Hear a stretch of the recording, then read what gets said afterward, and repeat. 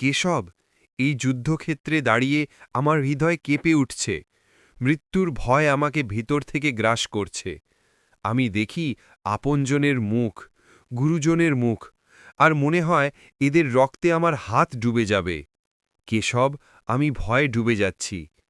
হাত থেকে গান্ডিল প্রায় ছুটে যাচ্ছে। মনে হচ্ছে আমার শক্তি শুকিয়ে গেছে।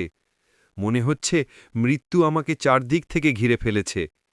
কেশব, আমি সত্যিই ভয় পাচ্ছি। অর্জুন, যা তুমি দেখছ তা শুধু দেহ। এই দেহ জন্মায়, বড় হয়, ক্ষয় হয়, একদিন মাটিতে মিশে যায়।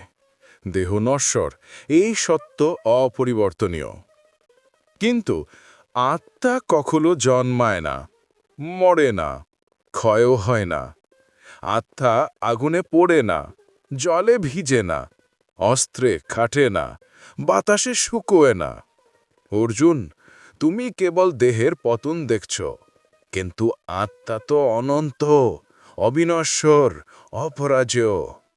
যেমন মানুষ পুরনো পোশাক ছেড়ে নতুন পোশাক পরে, তেমনি আত্মা শুধু দেহ বদলায়, রূপ বদলায়, যাত্রা বদলায়, কিন্তু অস্তিত্ব কখনো বদলায় না।